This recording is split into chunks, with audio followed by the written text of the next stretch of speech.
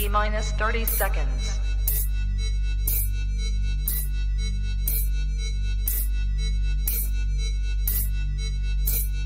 T-minus 20 seconds.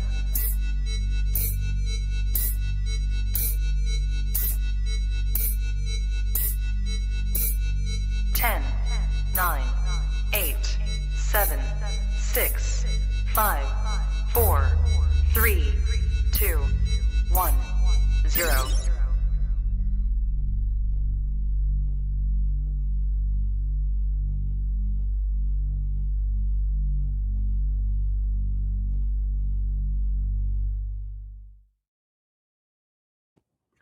Good evening, everybody, and welcome to the Trap Talk Reptile Podcast, the coolest reptile podcast in the world. I am Fake MJ, bringing you the introduction tonight, but there's a good one in store for you guys. Got an all-star panel of Dave Levinson, Vin Russo, and Dr. Ben Morrill to talk about shed testing in boa constrictors, one of the most cutting-edge technologies in the herpetoculture world these days, and three guys who are bound to have a very intriguing conversation on the topic. But before we get into the show, we are brought to you by Mark Hager of Texas Chondros. Mark is one of the leaders in the designer green tree python world, producing some of the nicest green tree pythons in the country. Not only is he a great breeder, but he runs the Texas Chondros Instagram page, which does not only feature animals of his, but green tree pythons from keepers all over the great state of Texas. So check out Mark Hager of Texas Chondros. And we're also brought to you by Juggernaut Reptiles. If you are in the blood python, short-tail python world, green anacondas, a mix of other species that they work with, please check out Juggernaut Reptiles. They are on the cutting edge of the projects that they are working with. So if any of those species pique your interest, please check them out. We're also brought to you by the Reptile perch. David Brahms was the person who introduced the 3D printed Reptile perch to the market, a product that has taken off, particularly in the world of arboreal reptiles in Morelia. And not only does he produce that product, but he is a designer green tree python breeder as well. So check out the Reptile perch for your green tree python and 3D printed perch needs. And last but not least, we are brought to you by Blake's Exotic Feeders. For any of the listeners or viewers here in the United States that are looking to feed quail to their reptiles, please check out Blake's Exotic Feeders. They hand raise everything at their facility here in the US, so you know you're getting a high quality product from a US based source. Once again, for feeder quail, check out Blake's Exotic Feeders. And here we are. I am Fake MJ. Thank you to everybody who is tuning in live, already in the live chats. Very much appreciated. Subscribe here to the Trap Talk Reptile Network on YouTube. There is a new show every single day of the week. So there is never a shortage of the highest quality reptile content out there. Myself, I host a show here every Wednesday called Cush's Corner, talking about a variety of different topics, really whatever interests me at any given point in time. But not only is there that show, there is a different show with a litany of some of the best hosts in the business every single day of the week. You can also catch all of the shows on Spotify, Apple Podcast, all of the audio platforms that you may use. But without further ado, let's roll this intro and get into the discussion.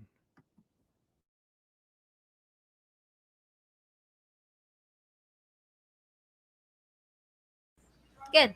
You ready for do more in the future? Trap Talk podcasts? Yes. Man, Only Trap Talk. Exclusive. Yes. exclusive. Oh, So stop calling us. Rub the spot, get the club to pop. When I come up with the crop, God love it or not. I'm hot from the hop to the rub the spot, get the club to pop. When I come up with the rub the spot, get the club to pop. When I come up with the rub the spot, get the club to pop. When I come up with the rub the spot, get the club to pop. When I come up with everybody, we do it. Everybody, we do it.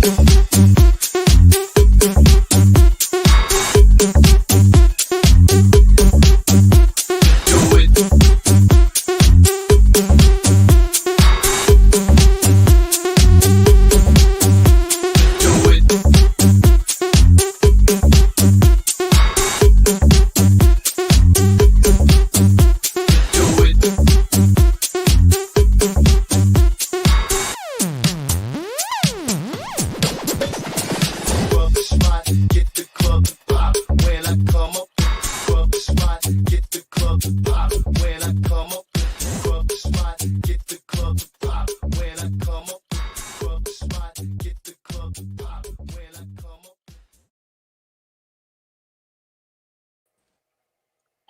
All right, here we go. By the way, Steve, I just want to say thank you if you're still there. Great intro. Couldn't do it. Don't want to do it. Gonna call you out though. I saw those wide eyes at the end there. I got that trademark. You can't be fucking with my eyes. Not I'm allowed, sorry. man. Not allowed. I appreciate it. It's cute though. I'm glad it's catching on, man. But I'm gonna call you out on that one. You can bill me. I used your trademark. You can bill me. That's all I got, man. Don't take it from me. I'm sorry. It'll never happen again. No, that's all right. But hey, man, I appreciate you. I just can't do it. I've talked about intros. It's just not in my repertoire, buddy. It's impossible. Well, So happy to you. help. No Thank you, worries. buddy. All right. Well, let's get this rolling, guys. Ben and Ben, I appreciate you guys making time for this. This is something we're going to do with MJ. He's got some personal stuff today, so it's just going to be us, sadly. But I'm sure we'll do a follow-up on this one in a year. Okay, really, Ben, this is your introduction to the boa constrictor community. This is your chance to say hello to everybody. You got a guy like Finn. A lot of people respect him. A guy like me that people are starting to notice now. I was diving on fish in the ocean, and a shark fisherman said, "Aren't you that boa guy?" That was a big moment for me right there, guys. That was like 15 minutes over the weekend. Nice. But so I want to get it rolling. Ben, I'm sure you've heard a little bit about this, introducing testing sheds to the boa community for our POSET projects. Why don't you give me your opinion on what you think without actually knowing what's going on with it? Well, I think it's a great idea, number one. I mean, I'm curious to see how you guys isolate these genes to find exactly where they are, I think it might be something useful in the future also for maybe a way of determining maybe even locality-specific boas, even though locality boas may all be the same genotype, but different phenotypes. But I mean, I'm curious to see how it's going to work and, how far you've gotten with all this stuff. So, yeah. So Ben, when you had me on about a month or two ago, we kind of like jammed through like 15 hard minutes of talking about this. One thing we brought up that, I was going to be curious about too, and, Vin, I want your opinion on it.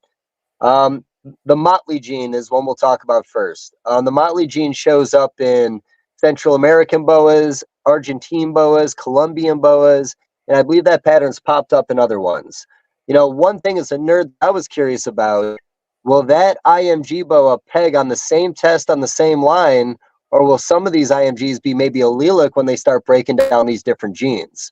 And of course, the other one, if we're going to try to move into the recessive talk, would be the leopard boa, the black boa, and the onyx boa.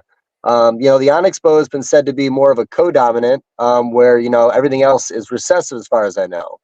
So me personally, like I said, I'm curious on how that's going to end up. If, again, boas are all so closely related, that's why we keep getting the same mutations in other ones. So that's kind of what I wanted to start with a little bit. Ben, what have you had going on? What do you think about some of the stuff we spoke about last time? So you will have to teach me a little bit about boa mutations. I did actually get one litter of boas in 2003, but that's the only litter of boas, and it was a completely normal male, BCI to a normal female BCI. I got 19 babies. It was really cool.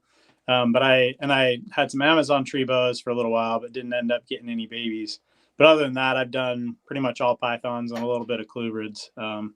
So has motley popped up independently in those different, I guess, are those subspecies differences, or has it been crossbred?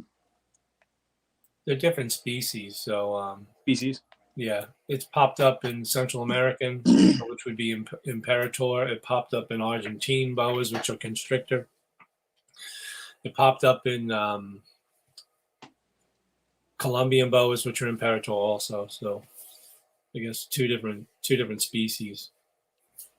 And were these wild caughts, or people were breeding them? If the original motleys were wild caught in the Colombian and the Central American, but the motley Argentine boa popped up in captivity with I think John Mack, was it, Dave? Yeah, it was John Mack. Yeah. Yeah, I think that was in his original T positive project. He was making those, and motley's popped up somewhere in the T positive project. Right, which could have been spontaneous gene mutation also. So, Interesting. so obviously that you're not het for motley, so it could be spontaneous in that it just pops up. Like I said, Dave, this gene it's in corn snakes. It's in other, genuses too. Agreed. Cool. So, one of the things I told them just as a little bit of guidance early on is, I picked 3 projects. The VPI, the black-eyed anery, and maybe the blood boa is a good way to start. I feel like those are 3 genes going into some of the higher-end projects in boas. There's still some offset stuff being made for that. So I think that's going to be like the best way to get into the community, those 3 genes. Sounds These are good to opinions me. talking about opinions. Yeah, I don't know much about them, so I'm leaning on what you all say for sure. What we've found, it's a balance, because the tests that breeders are most willing to pay, a high dollar for, are going to be the more valuable mutations. But for us to be able to design a really good test quickly, there has to be a lot of individuals. So if you have what you think is a brand new project, you only have 1 or 2 animals, there's pretty much 0 chance we're going to be able to find what that mutation is. We really have to have several, more like 30 to 50. I really like having 50 sheds from individuals that are as unrelated, not 50 from like 2 litters, but 50 from, different keepers and as outbred as we can get. And that helps us because we essentially sequence the whole genome of a whole bunch of, let's say they're, motleys, and then a whole bunch that we know are not motley. Say we have 50 of each. And then we have special software, bioinformatics pipeline that we can put that information into. And it's going to go through all of the motleys and look for base changes, DNA changes, like a C to a T or an A to a G. It's going to go through all the motleys and find out any DNA changes, mutations. And then it's going to go through all the ones that we know don't have motley. And then it's going to just spit out to us anything that they see in motleys that's absent in the others. And then that's what we move forward with. We try to design a test that will work. And so we have to have several individuals. So it kind of, especially to start off with, it needs to be a mutation that people are interested in, and making posets or combinations where they're not sure if that mutation's there or not. But then also be valuable enough that people are going to want to pay for a test. So that's why I said it's kind of a balance. You want it to be fairly new, but also there's enough people that have it that we can get enough genetic information to be able to identify the mutation. I think the only problem, I run into in the future is trying to get, like you said, 50 animals. Let's say, for example, it's VPI. Trying to get 50 VPIs that don't have other traits also would be other traits are fine. Okay.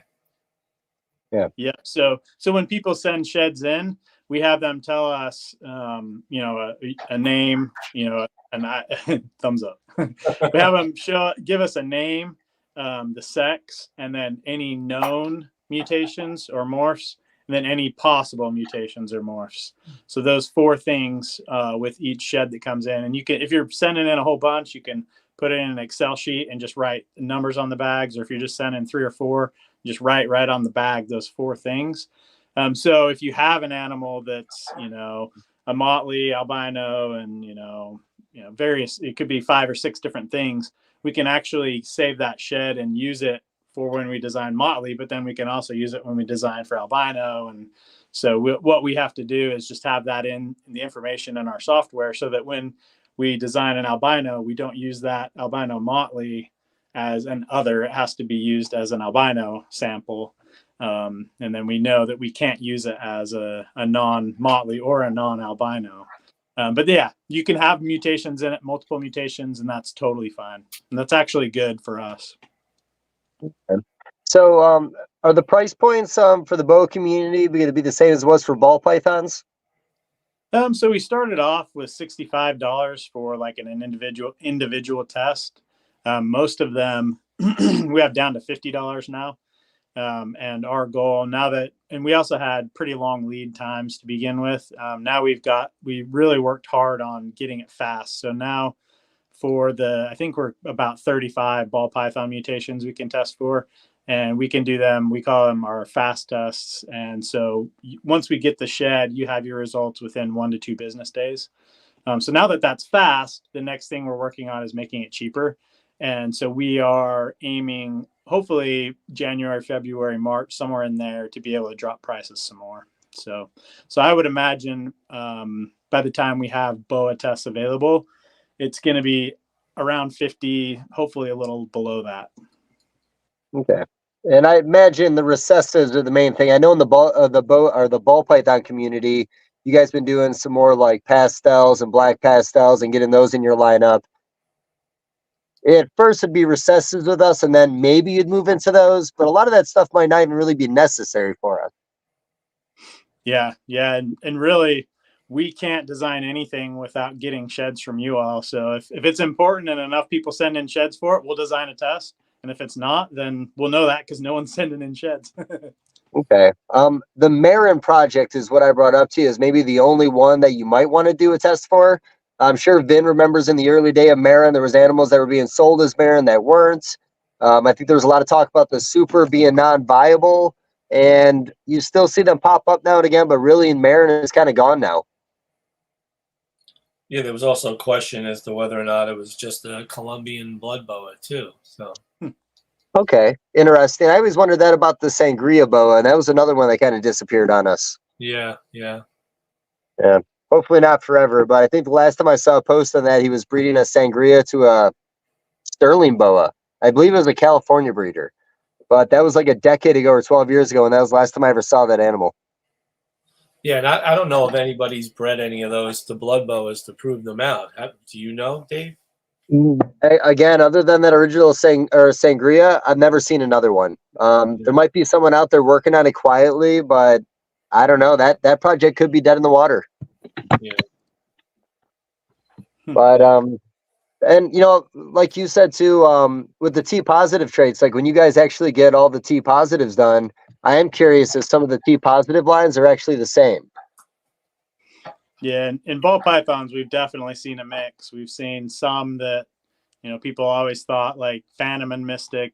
There's lots of people that told us, yeah, I can definitely tell a difference, but is actually an academic researcher that worked on that one, and yeah, I mean it's an identical mutation. But something like asphalt and gravel, it wouldn't have surprised me either way. I mean, they do look a little different, but at the same time, they look so similar. But it ends up they are actually different mutations in different places that just do kind of similar things, but they are separate mutations. So yeah, now I've kind of learned it really can go either way. We may end up seeing that things are different that you don't think are, and things are the same that you think might be. Interesting. So again, Vin knows his ball pythons. So Mystic and Phantom are the same thing. Hit on the same marker. Yeah. So the causal mutation that makes it essentially, het for that leucistic, or in the case of like a super mystic, extremely reduced melanin, that mutation is identical. Now, what could be different is if you look at a Phantom and a Mystic and move out away from that main mutation that makes it, kind of a het leucistic, there may be another mutation that makes it, look a little bit different that's nearby. That we don't know, but that mutation that makes it essentially part of the blue-eyed Lucy complex is identical. Same with lesser and butter. That causal mutation is identical for the two. All right, interesting. Boa and Carmel is another one I've been talking about a lot lately. Something that kind of got overshadowed by the Paradigm project when it ended up being allelic with the Sharp project. That's another color tone that would be really nice if people are able to isolate Boa and Carmel and just focus on that in their collections and get out of the Paradigm. So maybe that would become in handy if there's any Boa and Carmel guys out there still. Maybe TJ, you want to send in some sheds? 50 of them.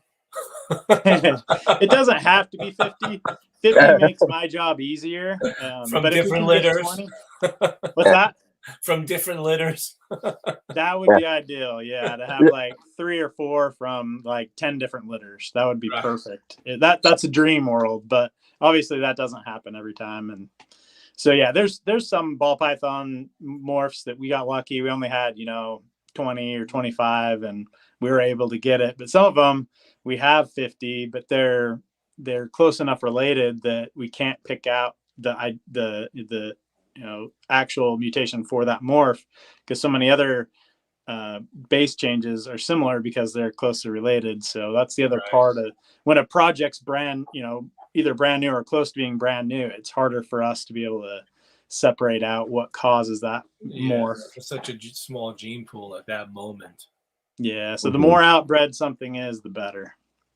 Interesting. Okay.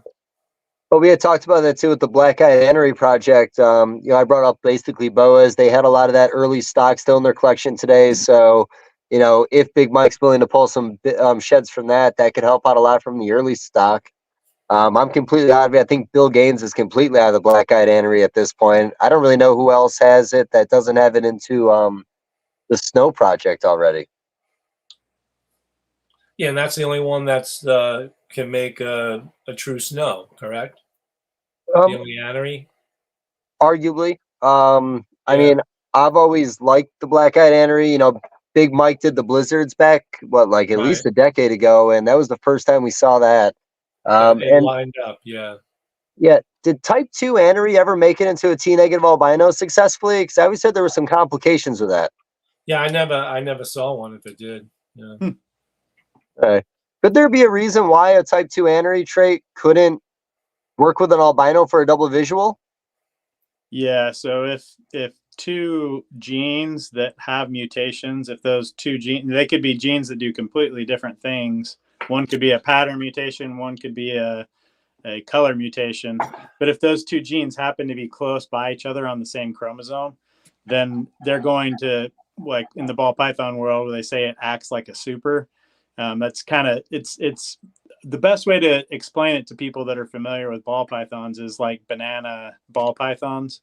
So the sex determining region and the banana mutation are close enough. Obviously, banana doesn't have anything to do with determining sex, but since those 2 genes happen to be fairly close, 90% of the time they go together. So if you have a male that came from a male banana, that banana mutation is on his male chromosome. And so 90% of his offspring are going to get it, as a male, because it doesn't get separated very often because they're so close. But every once in a while, about 5 to 7 or 8% of the time, there is a crossover event, if you remember from high school biology, where those get separated. And so then that banana mutation gets put on the female chromosome, and then you end up with a female banana. So that could also happen. So it could be that type 2 anery and the T negative are close to each other. And it could be 90% of the time. It could be 99% of the time. It could be 70% of the time. So it just may be. It's called linkage disequilibrium. So you don't see that segregation that you would expect because those 2 genes happen to be close to each other in proximity. So that's very possible and definitely happens in every animal species that we've done genetics work on. Interesting. I think it might have been a little while ago I messaged you about imports that Outback Reptile was getting in. They were calling new mutations out of the wild. And I think I had asked you if you could just test one of those sheds and see if there was a spike on your chart. That might mean there's some kind of gene. But the way you broke it down to me is there's so many little spikes on the chart for different genes, whether it's height, length, whatever you want to put it, that it wouldn't be possible, which I thought was very unique because I won't lie to you, I don't have any understanding about this, and I've talked about this a lot, and I'm still learning. Yeah, it's like we were talking about earlier. We really have to have at least tens, if not if we have at least 20 to 50, we have a chance. If all we have is 1 or 2 individuals, it's extremely unlikely that we'll be able to find that mutation because we just don't have every individual. So the mutations are really rare. It's like 1 in a few million. But when you have 1.5 billion base pairs in snakes, as humans, we have about 3 billion. There's going to be a lot of mutations, even though the prevalence is very low probability. There's just so many base pairs that you're going to have a bunch. And so if I only have 1 or 2 individuals to look at, I would have, at least tens of thousands, if not hundreds of thousands of mutations that I'd have to go in one by one and see if it actually is the one that causes that mutation. So you just can't do it. But if you have 50 individuals that have the trait, 50 that don't, then that really narrows it down, because you can see, okay, here's some changes in, motleys. Oh, but we see that in some of these normals. So we know that's not the one. And eventually you get to one, you're like, oh, this one is only in the motleys and is in none of the normals. That's one that we're going to actually test. So it's really weeding out those tens of thousands to hundreds of thousands, weeding that down to, 3 or 5 or 7 that we can actually design tests for and see if they work. Yeah. So I do think, again, there's a need for all communities to have this. And, this past weekend at Daytona, I was standing in front of a vendor's table, and it was so funny because when he left his house, he labeled all his displays, pos at this, pos at that. And then when he got to Daytona, he got the email showing all his results for his babies, and suddenly he's changing all his labels, changing all his pricing, night and day from what his table would look like if he didn't have that test in. So, again, in the boa community, I do know that this could be something that could definitely catch on.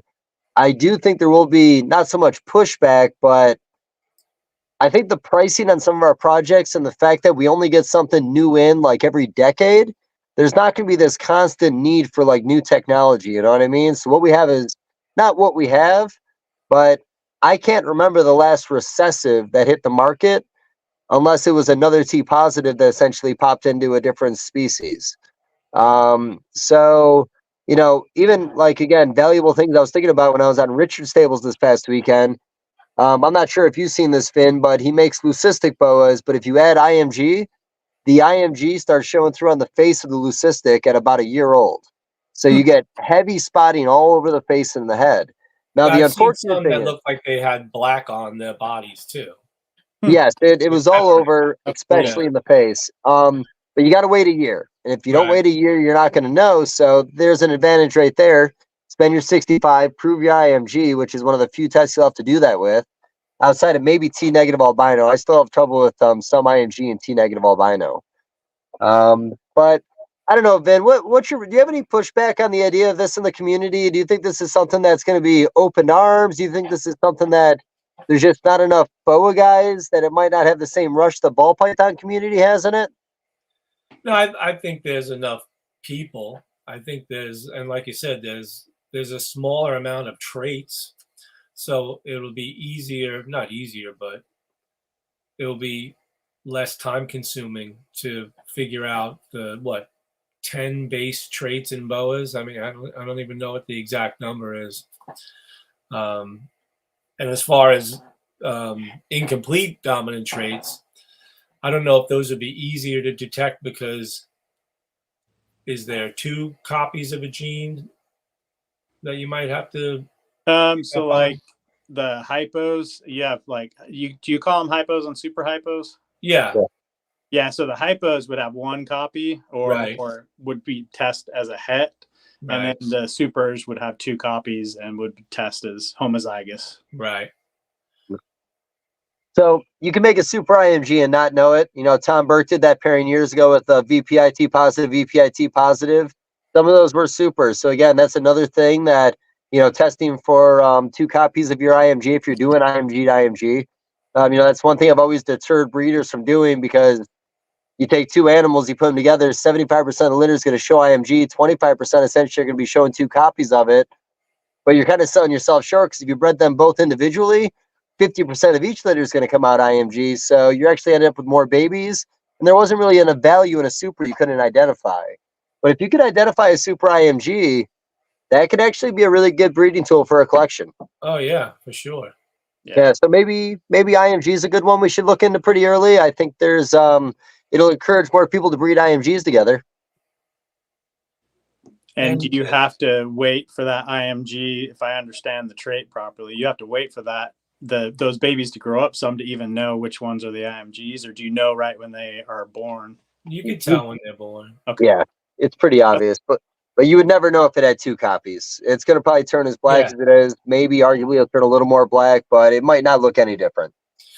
Yeah, it amazes me that somebody has not yet proven a super IMG. Yeah. With all the IMGs out there. Do you know of anybody? I've never really heard it talked about, and I've only ever seen a couple people publicly show off litters. Again, the Tom Burke litter always stood out to me because I thought that was one of the early ones. I don't know if Pete ever put those animals together. He might have done it once, but like I said, do you know anybody who ended up with those T positives from Burke that talked about supers? No. It couldn't not have a super form, right? Well, the reason why I believe that there has to be a super form is because I've done IMG to IMG a bunch of times, and there's always some normals. They're not all IMGs. So if it was dominant, they'd all be IMGs. But since it's most likely incomplete dominant, because when you breed an IMG to a normal, you get half IMGs, half normals. There has to be a super form, but like you said, we just can't. There's no visual factor to it. You know, No.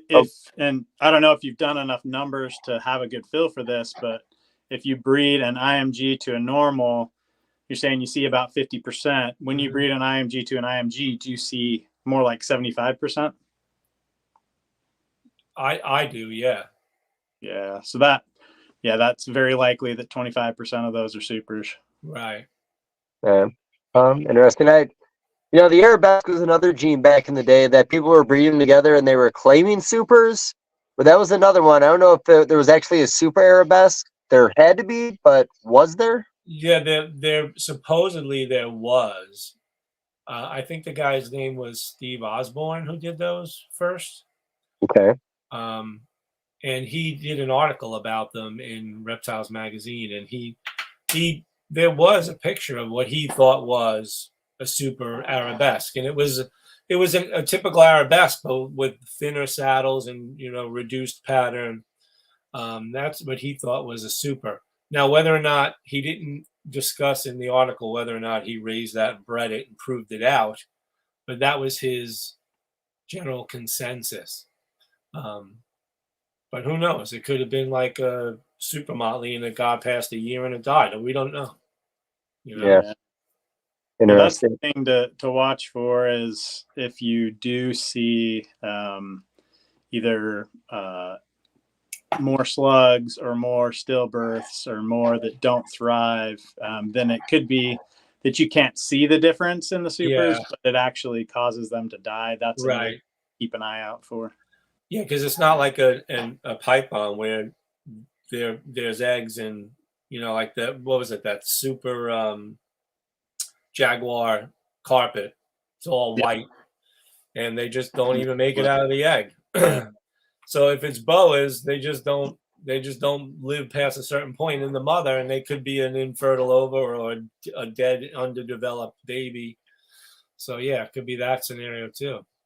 Yeah, so you do want to keep an eye out for that and see if when you breed, two of that same trait together, if you start to see a higher increase. Obviously, you have to have kind of big numbers, right, to be able to know for sure. But yeah, kind of see, usually I have a really low slug rate. All of a sudden with this one, I get 25%. Right. And yeah, that means the supers. That's very likely the supers are lethal. Right. Yeah, the boa community runs into a lot of lethal forms on their supers, almost to the point that a lot of times it's not even worth even messing with. Now, some of them might just need a little bit of outbreeding. It's hard to say. I always heard that the Roswell laddertail was going to be garbage if you did it in the super form, but I have seen some, even in the Key West project now, I've seen some supers and they seem pretty viable. But, we had the Aztec was rough. That thing was super wobbly. The Motley, those things were rough. Super jungles were rough. Yeah.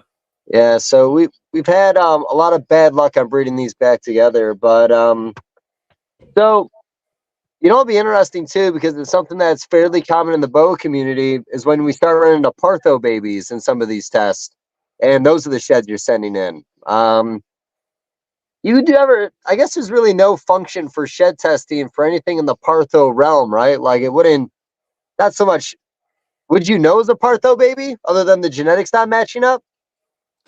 Yeah, we can do a low pass whole genome sequencing, and we'll see extremely low heterozygosity. So it'll essentially look like a highly inbred individual because it's where one egg doubled. So you're getting essentially homozygous for whatever the traits from the mom were in that one egg, and you're getting them all as homozygous. That's why they don't match up, because if you breed a motley female to a male that has no motley in them at all, and you get super motleys out, obviously something funky's going on. And that's because since she's, she has one copy that's motley and one copy that's normal, any partho offspring are going to be females that are either super motleys or not motley at all.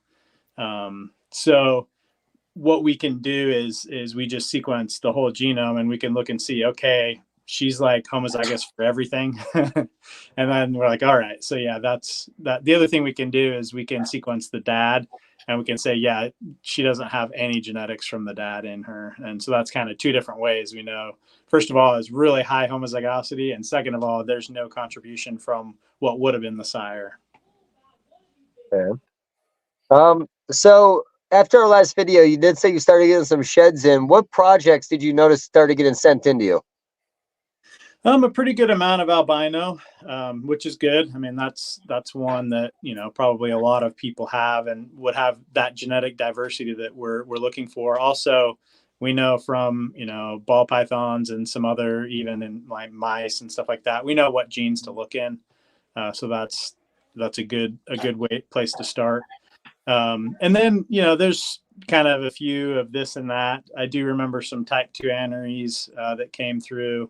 And a few jungles, and the others was just kind of I would say albino was the one I saw the most of. All right, the BPI, the T positive, I take it?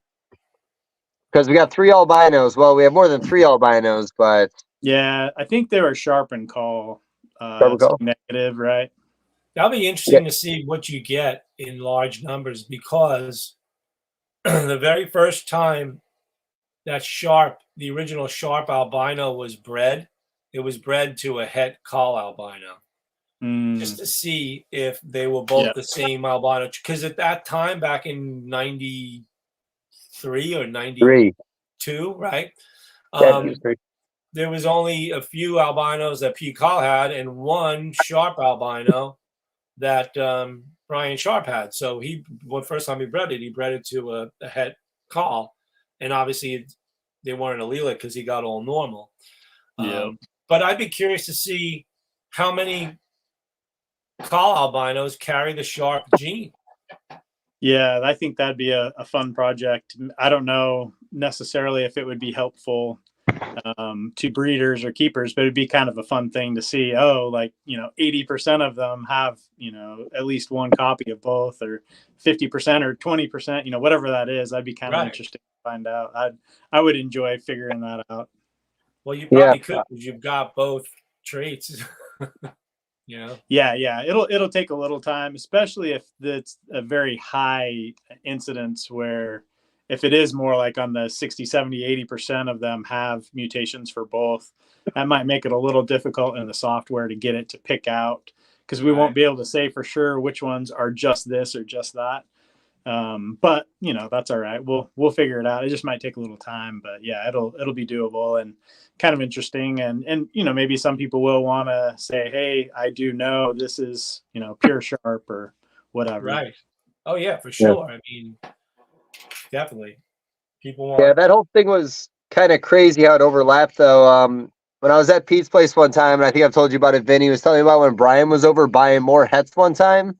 And it was right around the time that he had just spread either the visual to a het or a het to het.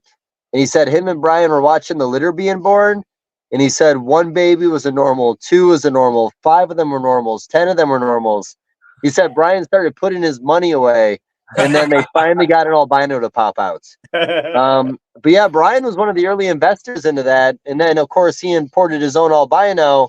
And that's why Vin's saying that, who would have thought some of the very early BOA mutations in T negative came from 2 completely different genes, Right. Yeah. Right. But sorry, I'm battling the flu a little bit, so if I sound a little off, it's my fault. There's gonna be small moments, but no, I think that'd be cool. It'd be another interesting one that I really want to see what's going on is the NFI boa. That one's got me thrown for a loop. Ben, you don't really know what we're talking about, but it's how would you explain it? It's a T negative albino with like a T positive showing through, or like how do you explain that? Yeah, I mean, I've seen them, and they definitely look like they've got a T positive factor going on. For all we know, two things could have happened. One of the normal boas that was used to breed into that project may have had a T positive gene in it somewhere. I also brought up the same scenario that we were just talking about. Maybe that's a double homozygous Carl Sharp. We don't know. That's actually kind of one of the reasons I asked you on that, because I was almost wondering that while we had the conversation if that could have been the case. I never really thought it in the past, but I'd be curious what those two albinos lines do together when it's a double visual. I mean, obviously a lot more breeding will have to be done, but regardless, it's a pretty cool looking trait. And when you add IMG onto it, it looks even better. Yeah. Interesting. But it makes you think it's got the T positive aspect, because that's what happens with T positives. When you add the IMG, they really glow. So who knows? That will really be interesting to see. If you can figure out what's going on with that. Yeah, I'd be curious. I'll have to reach out to him because that could be something for fun. Maybe get some of those tests in. Kind of break the code on whatever's going on there. But no, I thought that was a pretty unique one. So I was joking around too with boa breeding. I'm finding they're a lot like corn snakes now. I was told that the really nice white phase VPIs make the best T snows. So I took my best white phase I had that I got from a gentleman named Alex that had the Cherry Project in North Carolina, and it was a pretty old male. And I bred it to a jungle ghost female for some nice double hets. I produced 5 T negative albinos in there. Randomly, I'm assuming they're calls, so that VPI ended up being het call, and so did my jungle, my jungle ghost, which is an anery. So yeah, I held them back just to do it. 2 visual albinos. I think one's a junglo, and I figured let's see what happens. It should be unmistakable what my T positives are, and they're all T negative. Who knows? Well, like I said, that might be the. Well, Ben, you said it's not a problem. A lot of these animals have multiple traits. That's the problem, Yeah. There's a lot of genes going on there. And are you, finding the, T negative albino trait, or are you finding a T positive albino trait? Are you finding? Yeah. I guess I should qualify that now that I understand more what's going on. As long as we know what all traits are there, right? Then we can work with it. But yeah, if we think we have a pool of 30 or 40 that are just, call T negatives, but really they actually have other things in them too, then if we use those later to try to get, a T positive, and we use that as our negative, like these don't have T positive, but actually they do, and that's going to mess up our software and make it so it be harder, take longer. So yeah, we might have to limit it to any wild caught for that species that we can get our hands on, and just have a pool of 20 or 30 or 40 that no one's bred, that haven't been bred to anything in captivity, and hope that we can kind of keep that base clean that way. Well, think about this too, Dave. The sharp albino is allelic with a T positive, the boa woman caramel. So it's like it's adding more shit to the pot, Yeah. That really started the allelic conversation in the boa community. I was joking around the ball pythons got all this 10, 15 years later. They never spoke allelic in that community. We had the run-in for a while. People were saying the motley boa and the hypo boa were allelic. I thought that was the craziest shit ever. Ended up being the truth. Really? I didn't know that. So with that being the case, the fact that Motley is allelic with Celtic, that means the Celtic has to be on the same allele then, because all three of them would act the same way, right? A hypo-Celtic cannot reproduce itself if a Motley Celtic is a dominant form. It makes an all-black snake. Interesting. Yeah, I mean, if all three of them are allelic, yeah, you couldn't never have all three in an animal. You'd have to have two. No, yeah, sorry. Well, I think the common denominator is that boas may have evolved with a common ancestor, and that they are more closely related than we thought, because those genes are like spattered, and like you said, some are allelic, some of them counteract with each other. Same with ball pythons too. I mean, but the difference is ball pythons has hundreds of traits, and boas, I haven't counted them up. I mean, what are we up to, Dave? Like, if we're crossing all species, all localities, all everything, minimal 25. It sounds like a reach, but I think minimal 25. Yeah. Yeah. So not a ton, and there's still a lot we can do. So the only thing is, and I'm sure there wouldn't be a test for it, but I'd be curious if some of these pastel lines that we line breed, like the Russo Red, if there's any markers on a test for a thing like that.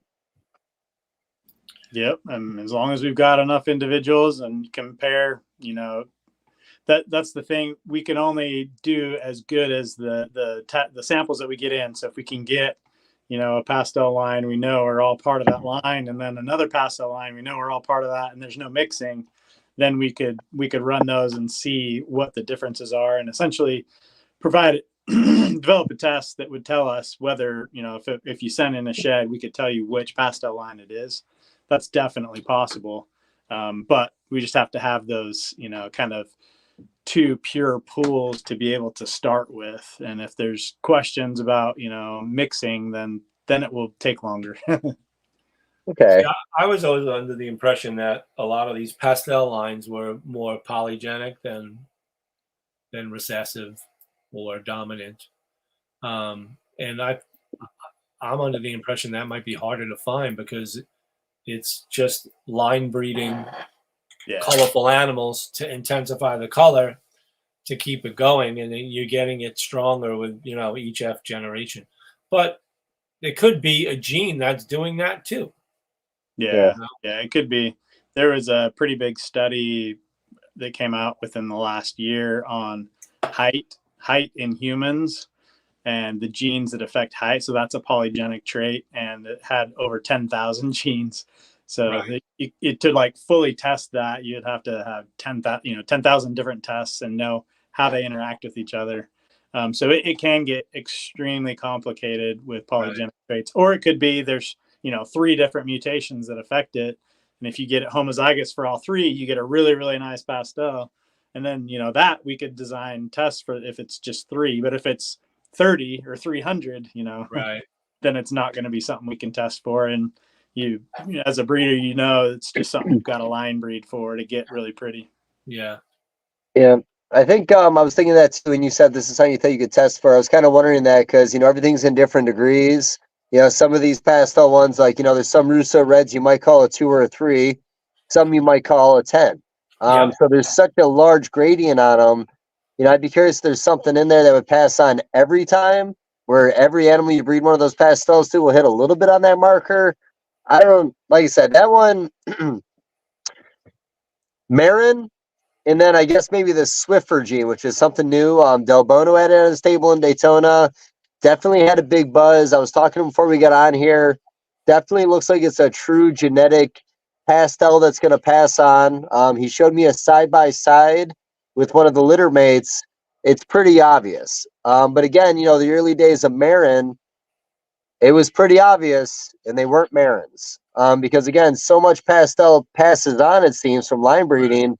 And when you have these legit pastel lines, sometimes they could be overpowered by just a line bred trait. So, yeah. I don't know if you could help us in the pastel department. That might be one that's going to throw you for a loop, to be honest with you. Yeah, it would all depend on whether, like I said, if it's 3 genes or 30 or 300, the more genes it is that affect it, the less help genetic testing will be. Yeah, I think that's going to be the problem. It's too many genes at work. Maybe.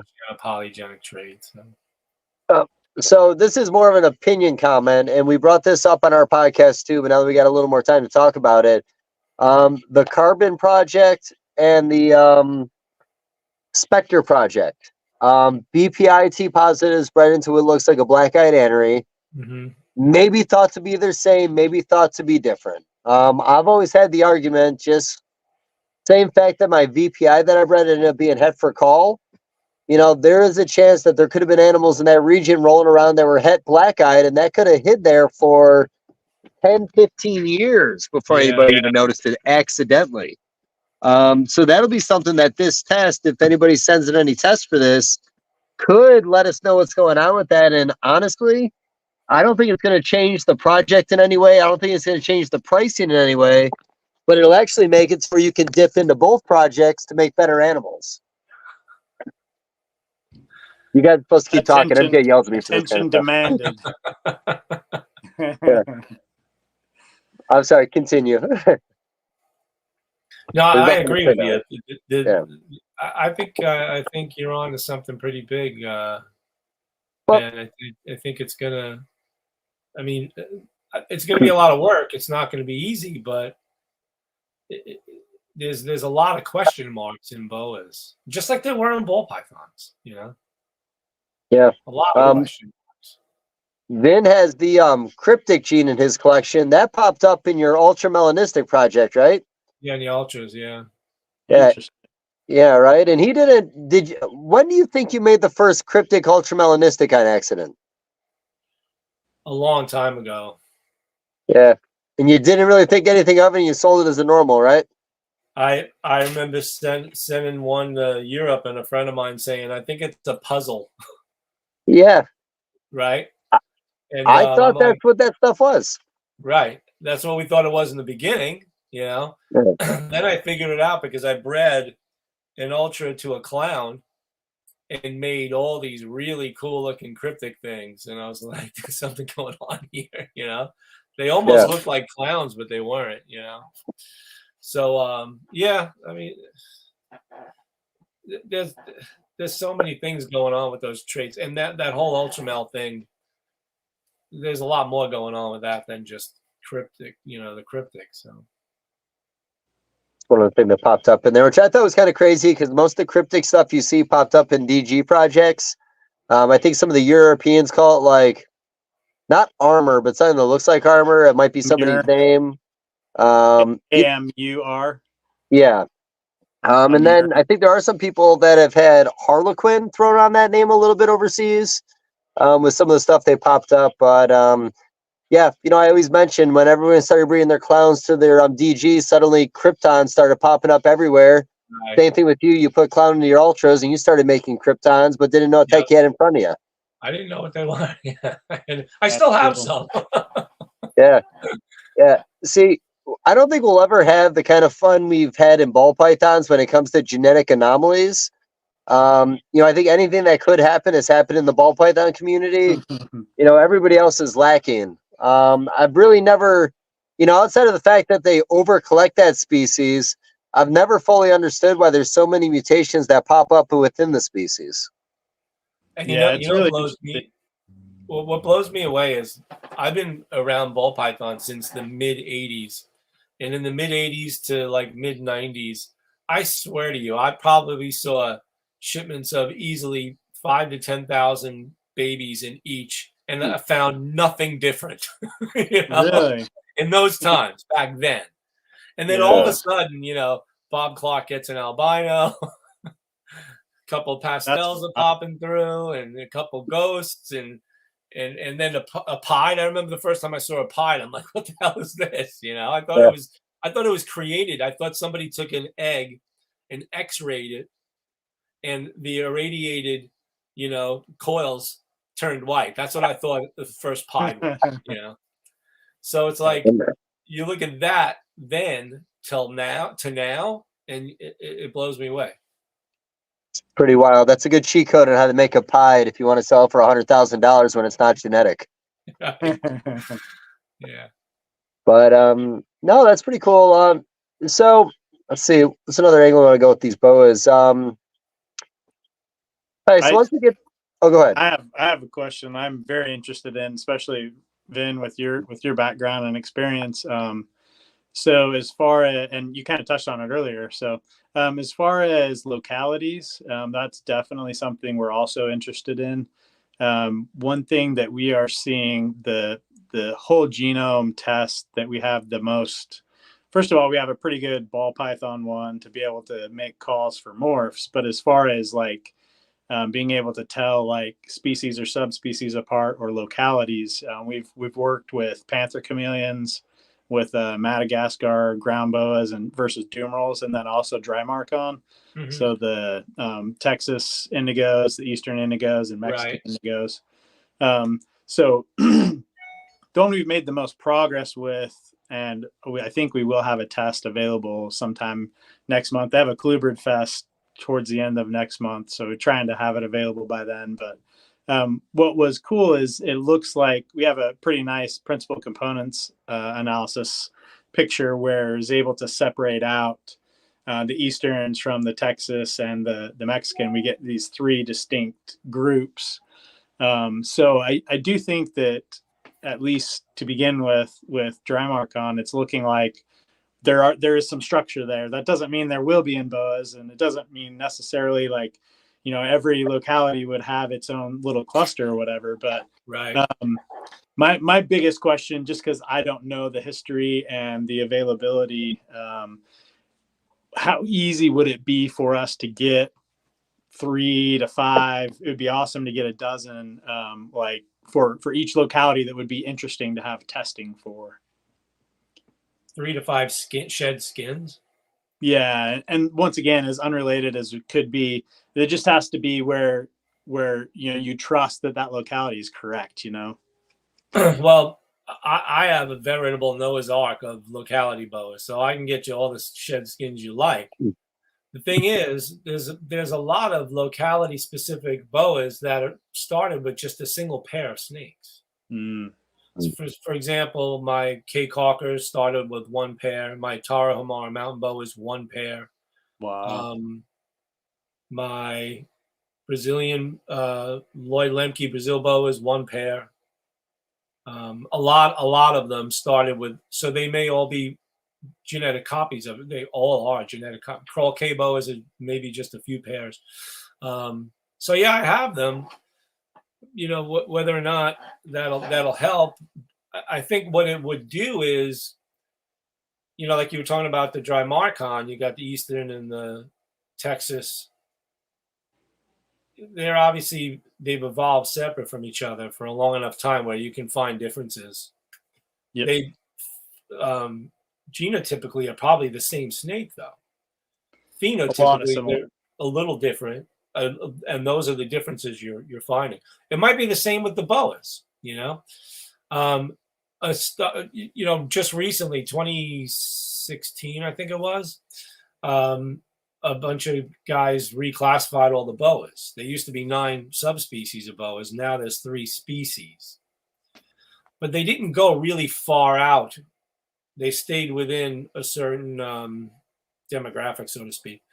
What I mean by far out is, for example, everything was boa constrictor imperator, boa constrictor constrictor, boa constrictor sabage. Now it's boa imperator. Anything between the Isthmus of Tehuantepec and the eastern side of western side of South America is imperator. The eastern side of the Andes Mountains is constrictor, and all the northern stuff is sigma. But what I'm getting at is, for example, Argentine boa. That's constrictor, obviously, because it's in the range of constrictor. But they didn't really, they included it a little bit in their study, but they didn't go into depth with it. That may be another species, or it could be another subspecies. Who knows? The work's got to be done to look at the shed skins. Yeah.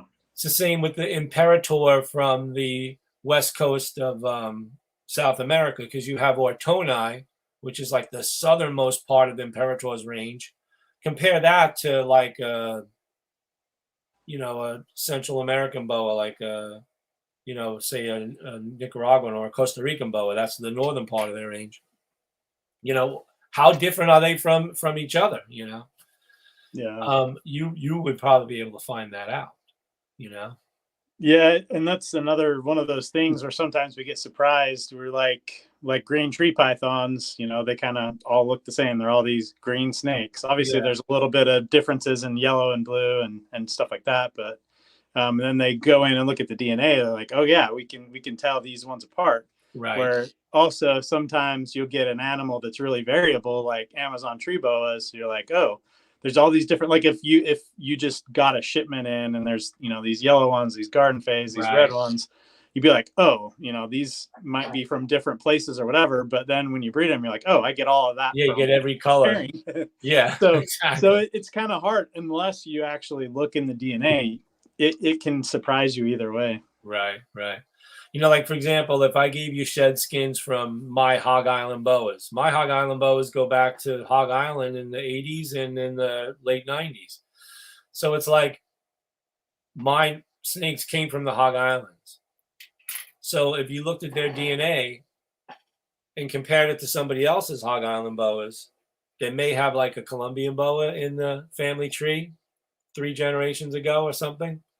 Yeah. There might be there will be a difference, So it's like you got to get the animals from a reliable source, and I can probably help you out with that. That would be awesome. Is that like getting 3 to 5 individuals from various localities? That would be pretty easy. Very easy, yeah. Okay, yeah, that would be very cool.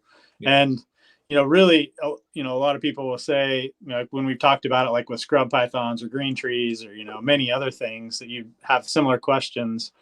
People are like, well, how are you going to know that it's really, unless you go out and collect it yourself? Right. What I come back with is, if we don't try, then we definitely won't have any tools. Yeah. If we try, maybe it won't be perfect. Maybe I won't be able to tell you, yeah, that's 100% pure Hog Island. But I can say, for all the markers I can see, that looks just like a hog, or that one has like half imperator, half hog, or whatever. Right. At least we have something that we can work from. Right now, we've got nothing or very little from the academic research that's already been done. I'm sure there's been some already, but that's what I'm interested in. It's nice that we can have tests that we can sell, and my partner Sean, he's the one that makes sure we don't go bankrupt. For me, it's there's all kinds of questions I'd love to be able to go after. Yeah. Well, I always tell people, because a lot of people say to me the same thing. They're like, how do you know where these came from unless you went and collected them yourself? Well, I've been doing this since I'm a teenager. And, I tell them, the animals that I've had from back then, I still have their bloodlines. I got them from, for example, the Hog Island boas. There was only one boa that looked like a Hog Island boa in 1985, and that was it. So, but here's the other part of it. I've created relationships with people that have physically gone there. The Crawl K boas came from a guy who got CITES and got them from Crawl K. Same with, the Corn Island boas. A lot of my Constrictor, the Pokegron Surinams, the Brazil boas. So they came into the country under permits from a specific place, not an exact location, but a specific, let's say, city they exported from. So you have an idea of where they came from, geographically. Yeah. Do we know exactly where? No, but snakes don't know political borders either, and they travel, So, I keep certain species with each other. For example, I have 3 different bloodlines of Suriname boa. I don't mix them into each other because they have a phenotypic look to them that I like. So I breed them to continue creating that look. Now, do I know where they came from exactly? I have an idea. Do I know it? I don't know for sure. I didn't physically go there. But like my Pokegron Surinams, they have a look to them that I can pick out from a mile away, And so that's my only reassurance to people that get animals from me. It's like, yeah, some of them I have the paper trail, some of them I don't. But back in the 80s, there was no CITES on Hog Island boas. Nobody had CITES on Hog Island boas. Back then, you didn't even see what ascites looked like, even though the convention's been around since 1974. Nobody really cared back then. Wild West. Yeah. Well, I do think locality thing's very interesting because there are a lot of people that just want to focus on localities. I always joke around like a AKC or CKC registry for the community, something that you can verify the adults and, here's your offspring. If the customer wants to put you in check, you can put you in check by sending in sheds. But I like the locality angle of it. Vin bringing up the Hog Island for good reason. We've all seen 9-foot hog islands out there in people's houses saying they're pure hog islands. They look pretty fucking hog island. They rub their faces off, but they're not hog islands. So no, I think that'd be very cool, especially like, the Honduran market's really exploding. The Costa Rican market's really exploding. You're getting a lot of mutations mixed in there now. And a lot of those guys want to keep it pure. So yeah, I like the locality angle on this. Yeah, for us, as far as designing the tests, it all starts with, what material we can get. So if we have access to samples that we can be confident what they are, what the history is, and how we can compare them to each other, that's a big step in the right direction. Have you started this in the dwarf retic community yet? We've talked about it. I've talked to Garrett multiple times about it and a couple other people as well. I've had a few sheds come in, but definitely nowhere near enough to really hit that hard. But yeah, the dwarfer ticks, scrub pythons, green tree pythons. I personally would love to do a nice big study on Lamprepeltis in the captive bred market, and to just kind of try to be able to see, how mixed up they are by now, what percent they are of, what Hondurans are actually, what Hondurans are actually Hondurensis, at this point. Yeah. It's like the first albino Hondurans weren't, well, they were polyzona. And they were albino polyzona. Then all of a sudden, a year later, everybody's calling them albino Honduran. So which one were they? Were they polyzona or Honduran? Yeah. So Matters what. And again, I remember seeing Hondurans when I was a kid. They were like wild caught from Honduras. They were like 6 feet long and like the bottom of a baseball bat, And you see these hobby Hondurans now. They're like maybe 3 feet, small snakes. Yeah. Could that be from inbreeding them for years? Who knows? Or it could be from mixing in Sinaloan. It could be mixed.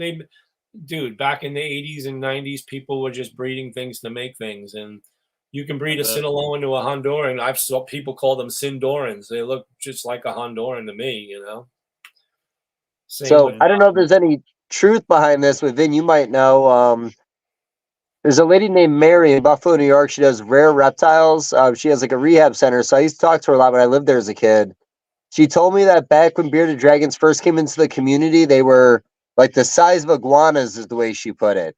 And then after years and years of inbreeding, now we have these very small animals. Well, they mixed in. You've got Vidiceps and Barbari. They were mixing in different species, and one of them is really small. I think the Barbari. I don't know if I'm saying that. I'm not a bearded dragon guy. And the other one, Vidiceps, were big. So if you mix a small race with a big race, you're going to get a medium race. And then if you're inbreeding for a trait, you're going to get even smaller as you go. And then there was ones called German giants that were coming in.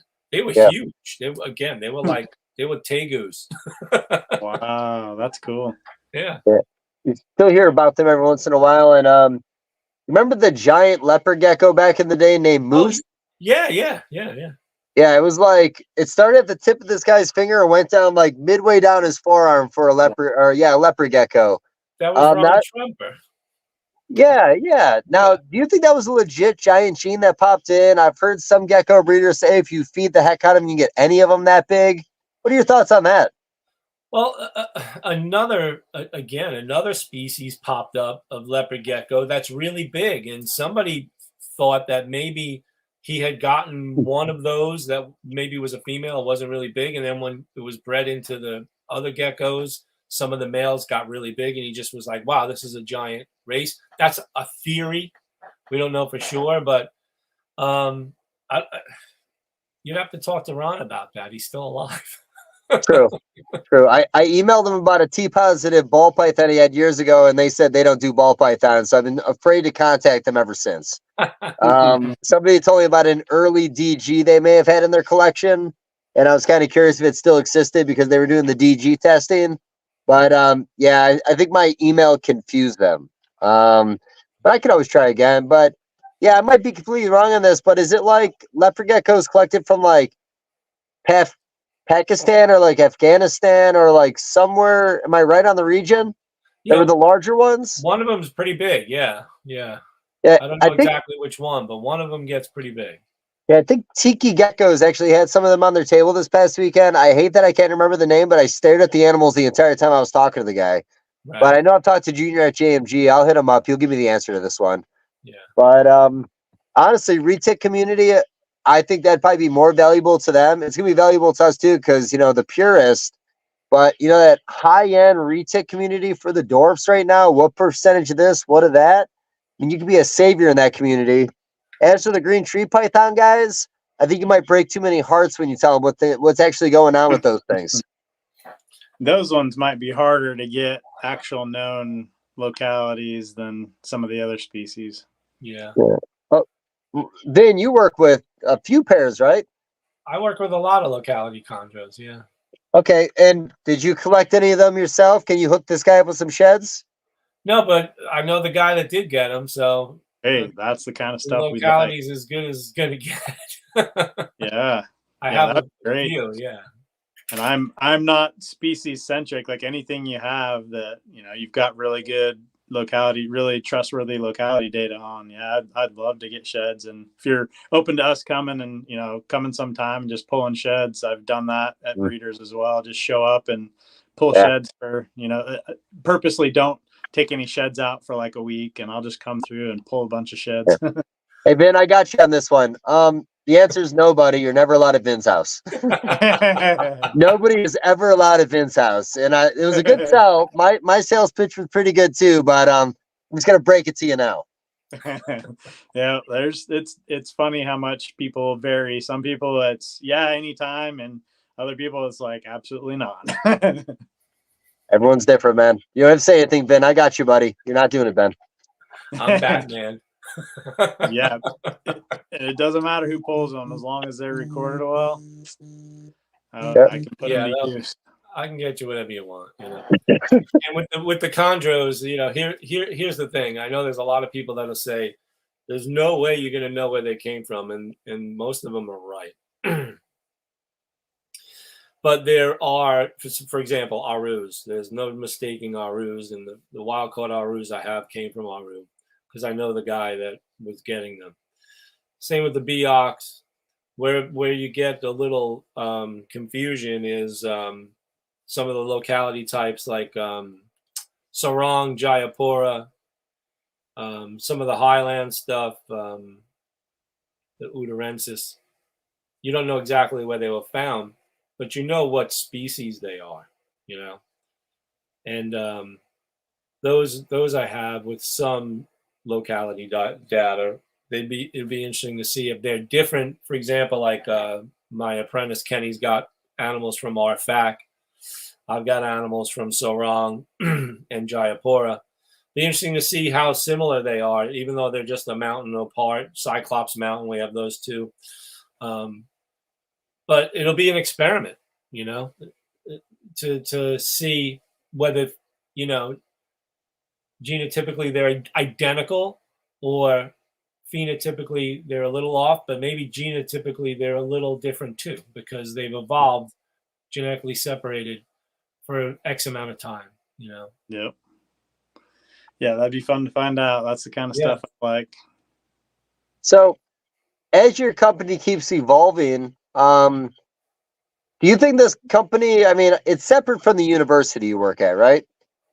I don't work anywhere else. This is all I do now. I had a full-time job doing research. We were actually working with the pig genome to make the immune system more human-like so that the organs could be donated for humans. So there's a couple of people. One was in Baltimore a couple years back that got a pig heart. That was actually a pig that I did genetic edits on.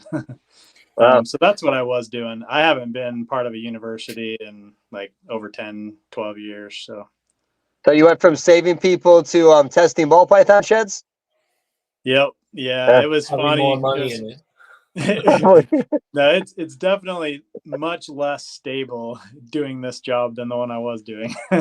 I was working for a pharmaceutical company and never had to, fill out anything for grants or anything. We always had the money we needed, and it was pretty nice. But I always had this itch since I was a little kid. And when I was a high school student, I just cold called the university and said, "Is there a herpetologist there I can talk to?" And I started talking to Joe Mendelson, who's the head of the Atlanta Zoo herpetology collection, and he could tell I was frustrated about classes one time. He's like, when I was an undergrad, he's like, "Ben, what you got to do when you're in these classes, it just seems like a complete waste of time. Just think about how you could apply that to reptiles and then you'll be happy." So that's just what I've always done. And so I'm very thankful that so far I've been able to focus on this 100%. And I hope to keep it that way as long as I can. If Sean does his business side well enough, doesn't let me spend too much money on ridiculous things, then, hopefully we can stay in business. No, that's really cool, man. So I brought this up before, and I'm not sure I've talked to you about it, Vim, and I'm sure I have. Do you think you could start incorporating CRISPR technology into your business in the future?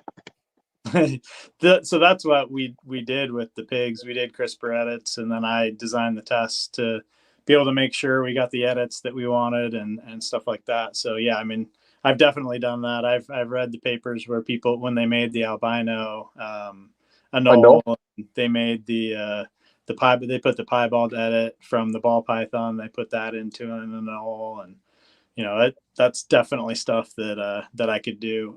Whether it would be accepted by the market, I don't know.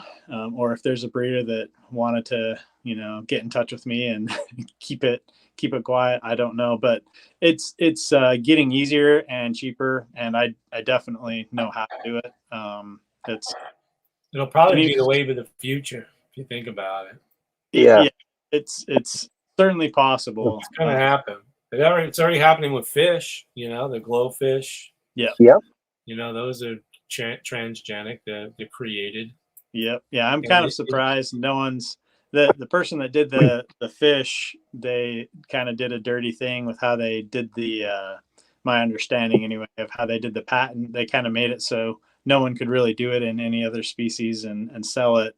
But that patent might be running out. It'd be kind of cool to have you turn on a black light and you've got a green snake and a pink one and whatever. That'd be pretty interesting. You can do a lot of colors now. We can do green and yellow and red pretty easily. Yep. I think some of the purists would hate a glowing ball python, but they probably hate ball pythons anyways. You flip on the black light and you're pied anywhere that was white. Now it's pink or green. That'd be pretty sweet. So I've talked about this a lot, and I'm going to say my piece, and I really want to hear Vin's opinion on this afterwards, just, with what you know about it. But where I looked at this from a business standpoint in the hobby, if a lab had the opportunity to do this, we all remember back in the day ball pythons, like the Viper ball python, $70,000. Sunset ball python, $70,000 out of the wild. I want to say that Pete Call, I think, paid upwards of $70,000 to $100,000 on a pied. The number goes up there. If you were able to, let's say, pull the marble gene out of a bird or out of the retics, which I really like, or the blue gene out of a crayfish, or the lobsters, like the way I look at it is a business plan like this. Somebody presents the idea to you. You do the work. You got to charge a fortune, though. We're talking $50,000 minimal, because what they're doing is they're going to buy a patent with you to never do it again. And, maybe you give them 4 or 6 visual animals, whatever you think's fair. God forbid you lose one. But I do think there's an opportunity there, because people are willing to gamble on things that sometimes don't prove out in the wild. If you can prove you can pull a genetic anomaly out of one species, put into another, I think that's very valuable. And if we're getting there, we can do that. I don't see why somebody shouldn't offer that. So one thing, this might seem very different, but it does tie in. The business that I worked for doing that pig work, before I was there, they did a project where they wanted to have cattle that produced in their milk human proteins, so they would be able to make formula that would be less likely to cause problems for human infants, because the proteins there would actually be human proteins. And so they made those, like, I don't know, 30 years ago or 25 years ago, something like that. And it just never got accepted by the market. It was a transgenic, scary thing. And, they wouldn't use them. So they spent all this time and money making these, and it would have been a good product. There's a lot of human infants that would have had better lives if they could have had those human proteins in their formula. But since the market didn't accept it, it just never happened. So that would be the risk. There would have to be quite a bit of people working together to make sure that the ethical, we know from doing research and other things, what kind of ethics need to be there, and making sure we're doing things properly and humanely. But I mean, yeah, it's very doable. It's expensive to start out, but if you, like you said, if you could put pied in some of the species that don't have pied, or you could pull something from another species and put it into a ball python when it's not already there, with how popular ball pythons are, that could be very valuable. But yeah, it's definitely very doable from the science side. The reproductive work would have to be done, and like if you're going to try to do it in a python species, I haven't seen where someone has done that. It's a lot easier in these small lizards than it would be in a ball python, but someone has to spend the time and kind of test things out and get it working. But there's certainly no reason why it couldn't. So there's definitely some risk there. But yeah, I mean, you could have designer, you could say, hey, I want this 5 gene, all recessive animal, and you could just go in and make the edits, do 5 or 6 or 10 clutches and have a few pop out, and then you could just breed it from then on, and you could start from a straight normal animal and make those edits, and now you've got a quadruple recessive visual of whatever it is you're going for. Okay, so Vin, what's your opinion on CRISPR technology being incorporated into the community? I know it's going to happen. It will happen. It's going to be part of the pet trade soon. We'll see. Do you think there'd be pushback in reptiles? Because I feel that there wouldn't be as much pushback in reptiles as there would be like dogs and cats. Well, here's the thing. All it's going to do is buy somebody time, because you're going to create like Ben was saying, a five trait homozygous animal. Whatever it may be, I don't even know, or a glow animal. You'd have to incorporate the glow from jellyfish they use, right? Yeah. You'd create one animal, and then from there, that animal can duplicate itself. So it's not like you got to do it over and over and over again. The animal is born, and if it does happen, you'll have to patent that animal. And like you were saying, Dave, I would sell it for $1 million to somebody who's going to sell that to Petco. And, they'll, what happened with the fish, with the glowfish? Seagrass Farms bought that patent. The only place you can buy glowfish is Seagrass Farms. That's it. Yeah. You can physically buy glowfish like the Danios and breed them. You're not allowed to sell them. You can't like advertise. You can bring them to your fish club and give them to your friends, but you can't advertise that you're selling those, because you'll get a class action suit. Well, you'll get sued. I think that's what's going to happen with snakes. It has to. It's not like it's not like if it's going to happen. Yeah. Well, Could be next year. It could be 20 years from now, 10 years from now. I don't know. No, for sure. And a huge benefit too is Australian species.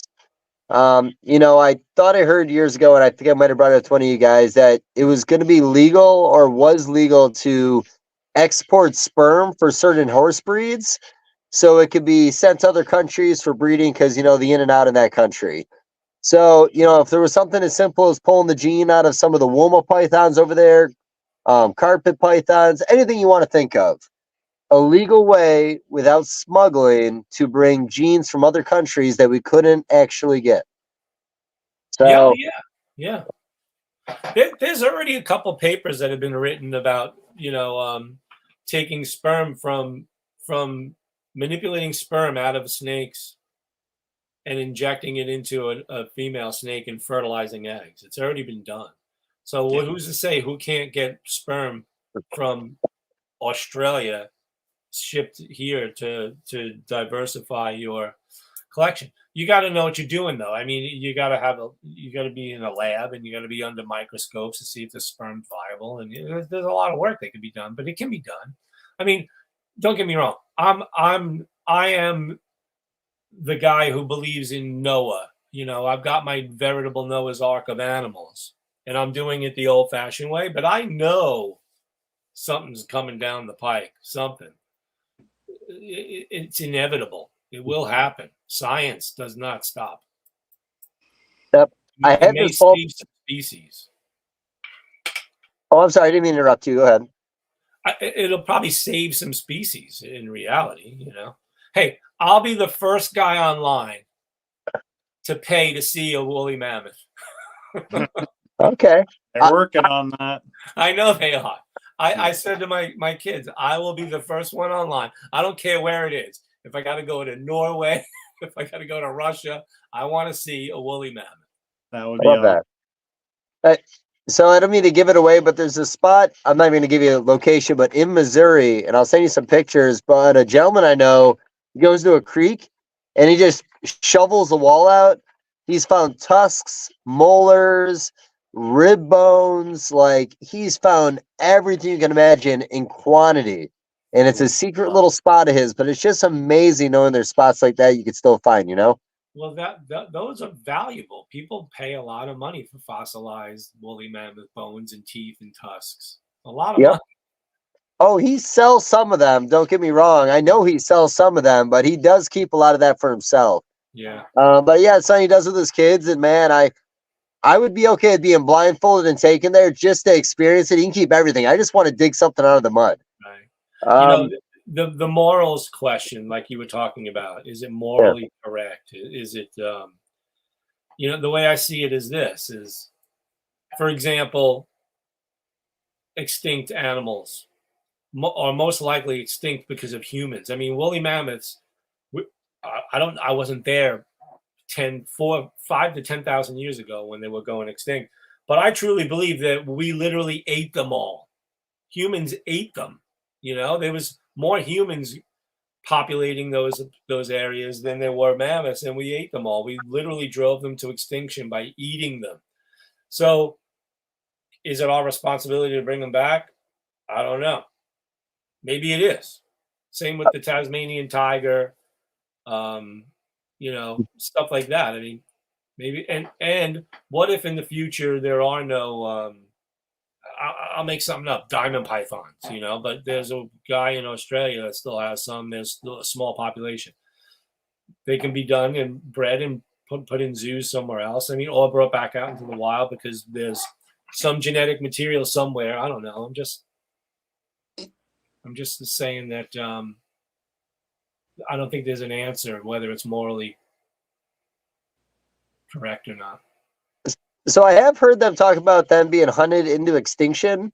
And I want to say that one of the comparisons, I believe, in that discussion were made about how Native Americans controlled how many buffalo they killed.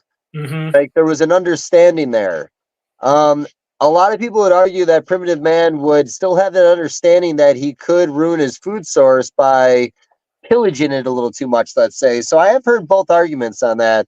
I almost feel like, you think we're bringing them back out of guilt, or you think we're bringing them back because we think we can? Because we think we can, and it'd be awesome. It would be awesome.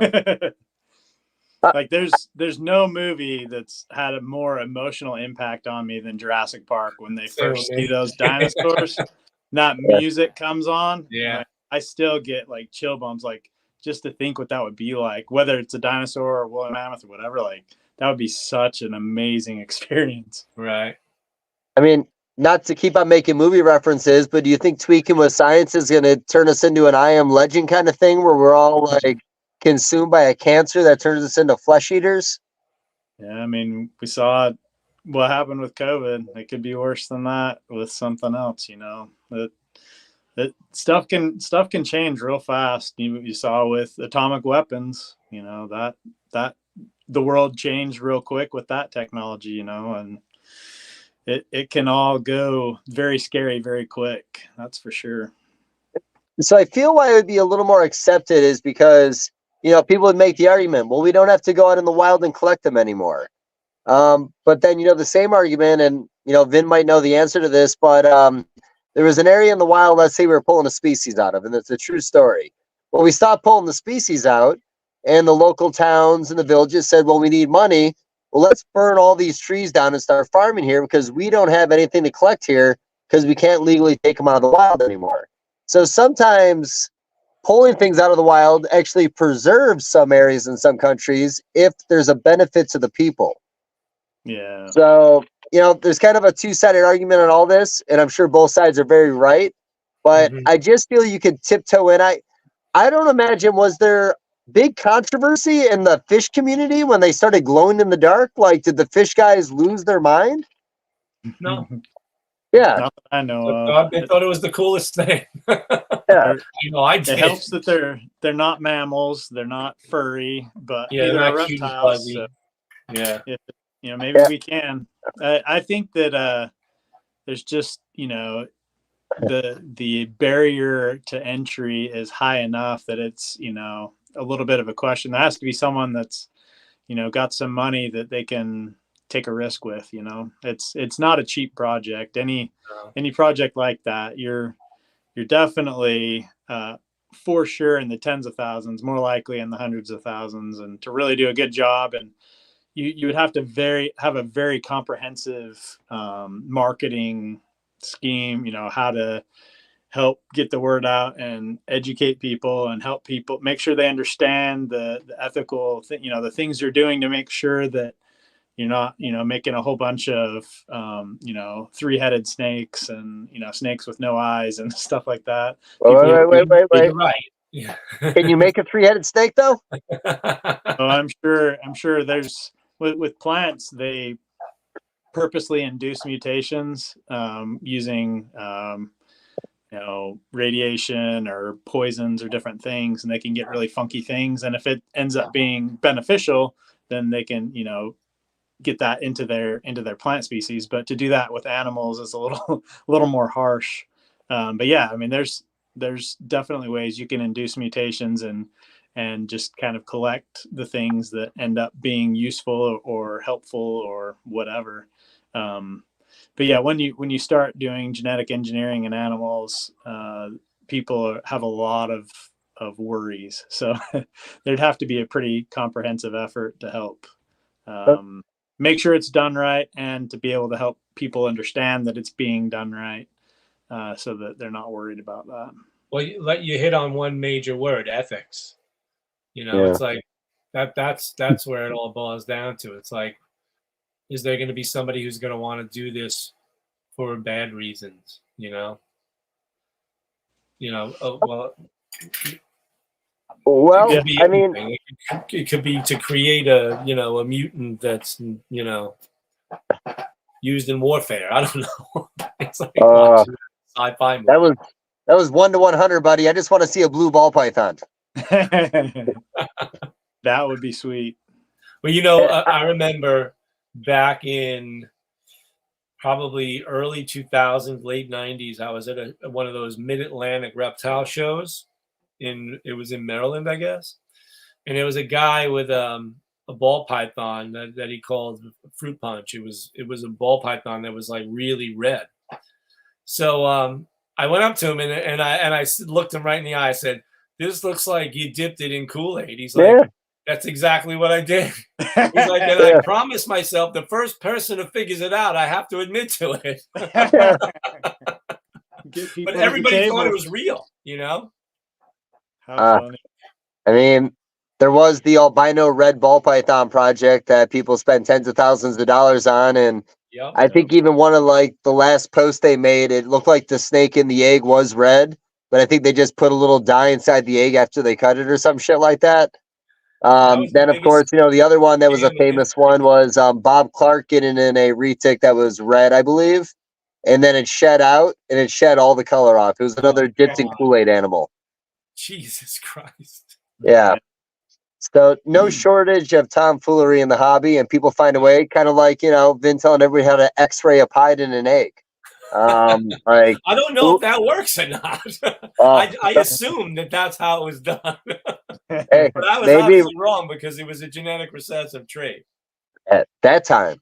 But no, that's so it wasn't, you mentioned, now this might be a story you guys didn't hear about at all, but it was a Chernobyl story about how the frogs had changed color because of the amount of radiation exposure over time, the ones that lived. Did you guys see anything about that? I didn't see that, but that certainly makes sense. I did see Jeremy Wade do an episode of river monsters fishing in one of the cooling pools of Chernobyl, and he caught a Wells catfish that was jet black. Oh, nice. Yeah. I like that. They're usually not black. They're like a olive green color, and they were short and stubby. They were like short and fat. Interesting. Yeah. So, but they were fine. They were eating, and he was catching them, and they were completely fine. Yeah, maybe that just sped up evolution. Maybe they're supposed to be shorter body and black. Right. Who Yeah, knows? I mean, it literally does. The more you're in the sun or around radiation or toxins or whatever, the more your cells are going to change. And a lot of the time it ends up being cancer and can kill you. But if it happens to be something that affects your germline and you can pass that on, to offspring, you definitely can with a harsh environment, you can induce mutations at a higher rate, which makes it more likely you're going to, make major changes in color or pattern or, how many limbs or whatever.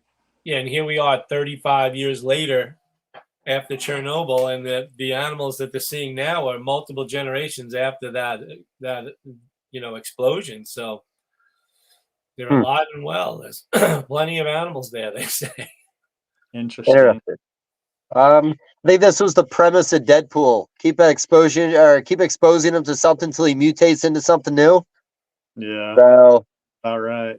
Yeah, I think that CRISPR technology would be okay, but I will say the whole time you're talking, you're like, man, like if you had a scientist and a lot of money, you're a scientist. If you can find someone with a lot of money, I mean, you guys realistically could start a breeding plan that nobody else has, fuck everybody over, come out with all the mutations yourself, come to market with everything, and that be your business. You certainly could. It definitely could be done. The other kind of dirty thing that someone could go down that path, like Vin was saying with the fish, they've done a good job controlling where you can't sell them, you can't advertise you're selling them. The other way to do that is you have a way to sterilize the animals so they can't be bred, which is another ethical question that I don't want to mess with that. But that's the kind of thing that could be like, someone is so far down the road with how much money they put into it, and they're like, well, I want to make sure no one else can do this, so every one that we sell, we're going to sterilize it first. And if there's not a really good, cheap and safe way to do that, then that could, lead to some bad things too. So, but I remember back in the early 90s, my brother worked for a fish wholesaler, and I would work there sometimes if they needed carpentry work. And I remember they got in albino Oscars, Oscar fish, like I know the Oscars. they're pretty big. But it was the very first time I saw an albino Oscar, and I was blown away. I'm like, this is the coolest thing I've seen in a long time, So I bought a few of them wholesale. They were about $100 and something a piece. And back then that was a lot of money. And I figured Yeah. I'm going to breed them because I already bred. When I was young, I bred a lot of fish. Fish was like my prerequisite to breeding reptiles. As a child, I was breeding fish. Cool. So I was like, I'm going to breed these Oscars and I'm going to make some serious money, you know? So I think I bought 4 or 5 of them. I raised them up pretty quick and they got to breeding age and a pair paired off. And I remember watching them trying to spawn and nothing was happening. Mm. What turned out was their breeding tubes would look like they were elongated, like the female gets a breeding tube and the male has a small breeding tube where he releases the sperm and the female drops her eggs. And the place on their body where the breeding tube is looked like it was elongated. It wasn't round, circular. So I started asking around the fish industry, the fish people I knew. It turns out that all of those original Oscars that were sold, they would slice the area with a razor blade when they were young, so that they couldn't breed. Like it would deform that organ somehow, or the way for them to breed. Like I remember one female would get a few eggs out here and there, but they wouldn't all come out. And then those animals died because they were egg bound. You know, they couldn't get rid of the eggs. Huh. Yeah. So I was like really pissed off. I'm like, these guys screwed me. That's exactly what I'm talking about when it comes to ethics when you're doing a project like this. Right. So somebody in Asia was sitting with a little fish under, magnification with a razor blade, slicing their genitals, so to speak, sending them on their way, and making money, thinking we're not going to let these Americans breed these things. Yep. I think I remember rumors early in the day of the hobby when it was a little more competitive of some breeders damaging the hemipenes of a male snake before selling it so it couldn't ever breed. Heard rumors of snips poking it with a needle to create cartilage buildup. Rumors, buddy, rumors. I heard a rumor the same thing happened with the blotched blue-tongued skinks. Really? The males were sterilized somehow because people, for some reason, were buying these blotchies and nobody could breed them. The males were shooting blanks. So obviously a male with proper genitalia made it through because now there are at least 2 established lines of those. But I heard that too. So again, it's rumors. Who knows if it's true or not? But I wouldn't put it past anybody, No. You get money involved in anything, people are going to do some shady things. Yeah. I've heard it all. Yeah. So keep diving into genetics on random things in the hobby at this point. I know originally when we talked about this and we wanted to bring the BOA guys in, it was, kind of like a sales pitch. Like, do you think this will benefit you? And, like I said, I do think this benefits the community. I'm sure once we have it, we'll love to have it. I'm sure people will buy into it. I do think that you'll do, you talked about the Hognose community. Now, that's another community that, when it comes to a high-end animal, Vin's worked with Hognose in the past. I mean, that's a species that runs on almost all recessives. It's the only Kluber project that I see animals selling for over $10,000. It's also another community that's been lucky enough to have multiple new genes pop up over the last decade that has actually really helped that entire community explode the way it has. Yeah. Hognose, man, have you started those conversations? Definitely, yeah. That I would say that boas and hognoses are the 2 that we're the closest to being able to start developing new tests for. Okay. There's been a pretty good, I would say. I would have to talk to Kayla because she's helped to organize sheds that are coming in for new species. But I would say there's probably been both more people and more overall sheds coming in for hognoses than for boas up to date. But obviously that can change real quick. Actually, we had somebody, I'm not going to remember his name right now. Jason, I think it starts with a C. But anyway, he sent us like 200 boa sheds. So he's apparently got a fair amount of boas. All right. So yeah, I mean, the more people, we really have to go whatever route, wherever we get sheds coming in, and there's something that breeders are excited that would be helpful for them. The more sheds we have, that's the path we'll go. So. Okay, and everything I'm going to say right now makes it seem like we're wrapping up, or we're not wrapping up. But when people want to send them in, are you telling them go to your website? Where are they getting the information? Where are they sending these sheds? Like everything.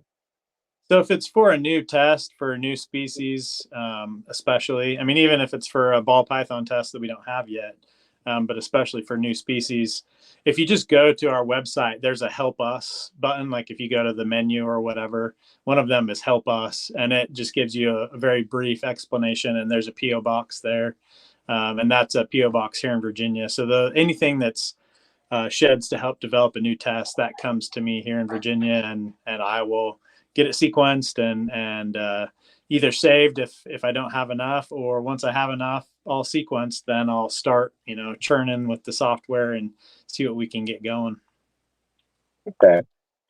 All right, I think we're gonna go 14 minutes of nerd here. I want to keep on talking about anomalies we've had in the hobby over the years, just the random things we've seen.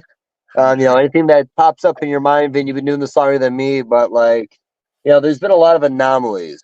I'm trying to think of what's something I really enjoyed. You guys could jump in any time. How about memories, especially for Vin, since you've been doing this as many years as you have, of scaleless popping up in different species, and which ones were the most dramatic? And obviously in ball pythons it was very dramatic and lots of back and forth. Maybe it's just because there's so many people in the ball python community, but I would imagine that was probably pretty interesting to see that happen, and probably the first albinos for various things and stuff like that would probably pretty cool to watch. Well, the first scaleless ball python hatched with Eugene Bissett. Oh, did it? I didn't know that. Yeah, in captivity. That was trying to think of the year, 2004, maybe 5-ish, maybe 5, yeah, 2005 or 6. I didn't realize that. I remember him working on he was working on like an IMG project. So they were ball pythons that would get darker as they got older. And he was, I would go to his place and he would show me these like really dark ball pythons, like almost black, like that you could see the color underneath, but black was on the outside. Really cool looking. And their scales even looked different because of it, So he was breeding them to each other to try and prove it out, which I don't think anything really came from those. But one clutch, all of the snakes hatched. The last egg didn't hatch, so he cut it open, and it was a scaleless. And the reason why it didn't hatch is because I don't think it had an egg tooth. It was a true scaleless. It had no scales. Okay. So that was one thing, and I want to get back on that one because I remember that snake that you're talking about. I had pictures saved of him holding that animal. So when Winston produced his first scaleless in captivity, he took like a really nice close-up picture of the animal pipping. And I always wondered whether or not a scaleless would have an egg tooth, and the scaleless did have an egg tooth and did cut that egg. And the scaleless we produced, we've had no issues with that. But the way that Eugene made his, it could have been a completely different, unrelated scaleless. Oh yeah, for sure. And it never really bred for him. I think it was a female. It always had problems shedding, just like most scaleless probably do. I breed this scaleless corn snakes, and they have an egg tooth, but every once in a while there's one that doesn't get out of the egg. So maybe the egg tooth isn't sharp enough, Interesting. Because it is a modified scale. But the corn snake scaleless gene is not completely scaleless. They have belly scales. So there's something else going on there. But yeah, so I was around when Eugene made that first one, and that was like a big deal. It was like he called it Purple Haze. Yeah, that was the name of it, Purple Haze. That's pretty cool. Yeah, I remember that was very wild looking back in the day when I saw that, and I was pretty hyped on it. I will say I do think that the scaleless ball python took the life out of the scaleless project for all species. The Kluber guys are still doing theirs, and I have corn snakes. I like scaleless. I'll be honest with you. I love the Kluber scaleless projects. The ball python, it was a pain in the ass. Too much work. Well, let me ask you this: does the ball python scaleless have belly scales or no belly scales? None. No, scootless. See, that's the problem. They need belly scales to move. Yeah, the movement factor, and also when the animal goes to shed, when you're just skin, there's no like separation or release in the shed. So at least with the Klubrids, there'd be a little release in between the scales on the shed. Right. Now with the ball pythons, it's just tight. So it literally just rolls down as the snake gets fatter. It can't go any further because it's not expanding. Right. It becomes it becomes like a tourniquet around them, and it tightens up. Exactly. It gets a third of the way down and it stops. You got to break it, and then it comes off. Don't get me wrong, but that was really tough with them. And then, in all honesty, as soon as they shed, they were right back in shed again. It took them like 2 days before they had cloud in the eye again. So the hardest thing about taking care of that was the fact that it had to shed. It had bad sheds, and then it was always in shed. Right. So real pain in the ass. But the imagery of that project and the one of the really big berm scaleless, where it almost looks like its skin was cracking. Have you ever seen that, Ben? Yes, I have. I have. Yeah. Ben, I'll find you the picture. Yeah. It looked rough. Imagine like 12 feet of scaleless that like needs like Vaseline rubbed on it or like something to keep it from like splitting open. Sheesh. But they have reproduced scaleless Burmese pythons, and I do believe that original was a female, but I could be wrong on that. So they were able to save that project and reproduce from a female, which honestly I think would be very difficult. I don't think that female scaleless ball pythons have a trouble with breeding. I think the trouble is people wanting to put in the time to get them up to breeding size. Right. I still have a couple here, and they're older, but like even my female I have that's like 5 years old, she's an 800-900 gram animal, and every other week meal kind of thing, just kind of maintaining the animal. I don't think I'd ever even try to breed that thing, but okay, there's a genetic anomaly. The desert ball python having a closed ovary that wouldn't allow it to pass the eggs through. What are your thoughts on that? You know anything about that backstory, Ben? I remember the talk, as we're kind of figuring out, it's kind of like granite with ball python or granite and carpet pythons, and a few others where there's reproductive problems in the females. But yeah, I mean, I never had any, and I didn't know the people back then. I was a kind of on the newer side. I didn't know the breeders like I do know many breeders now. So I kind of was hearing through the grapevine all this funky stuff about deserts, and yeah, that's definitely wild and major bad luck. I think was it Pro Exotics in Colorado that had a whole bunch of that going and had put a lot of money, and yeah, that's rough.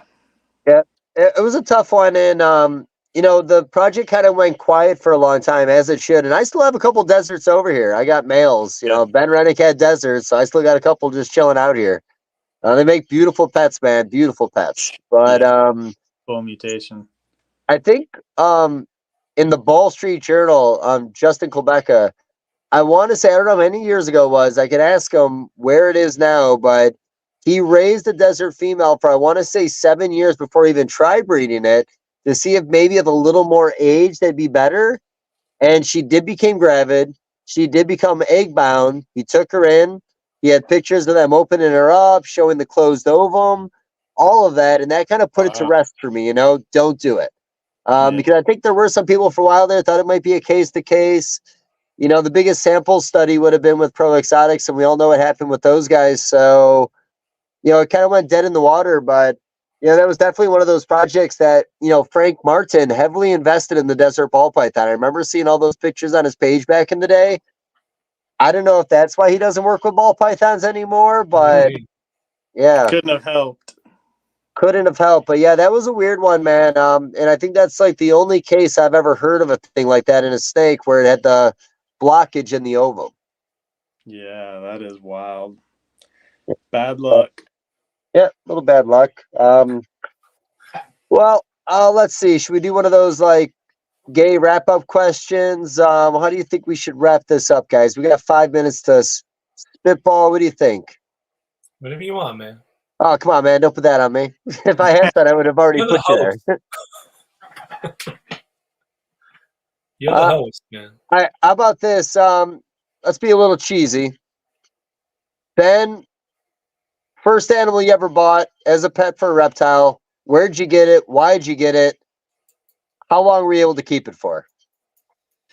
First one I ever bought that was a reptile, I think, was a ball python female. I had a friend, so he had bought it at a pet store. He's like my best friend. We're 17 or 18.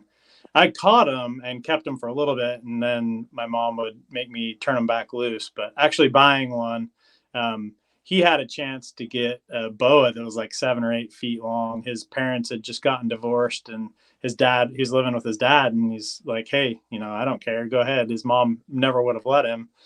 So he had the ball python already. He's like, but you can only have one. So I bought the ball python from him so that he could buy the boa. And yeah, so it was ended up being a female. We named her Einsteinium, like the element on the the chemical element table, Einsteinium. We didn't know if it was a boy or a girl when we named it Einsteinium. And unfortunately, she was on breeder loan, and the person that had her put her down without even saying anything to me. So unfortunately, she only lived probably about 8 years. Sad story, man, but I can see you've always been a nerd when it comes to the names of your pets back then. Yes. But I'm not going to throw a lot of nerd jokes at you. I stalked you when I was going to throw some nerd jokes. I saw you do a little taekwondo. That's cool. I'm not going to make fun of you ever again. I know I couldn't take you. And Vin, you got that early reptile, you remember? Yeah, when I was a kid, I worked in a pet store, and they would get in some cool reptiles, and my mother would be like, you can't have any snakes. I'd be like, come on, I want a snake. I remember getting a Suriname horn frog. I thought it was the coolest thing. And a friend of mine from school, middle school, saw it, and he was like, I got to have that frog. And he had a boa. I'm like, I'll trade you the frog for a boa. He's like, deal. Yeah. Awesome. So that's was that the first boa you ever got? Yeah, that's how it all started. I think I was like 14. Okay.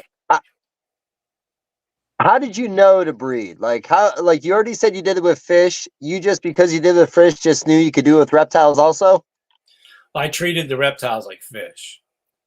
And when I was breeding fish, the way to get them to breed was to feed them a lot. And also do a lot of water changes. So I figured with, snakes, reptiles, there's got to be a time of year that they eat a lot, and it's not all year round. Because with fish, I was breeding South American fish and Central American fish, and they have this ebb and flow where there's a dry season and a wet season, and when the wet season comes, the forest floor floods, and there's a lot of food.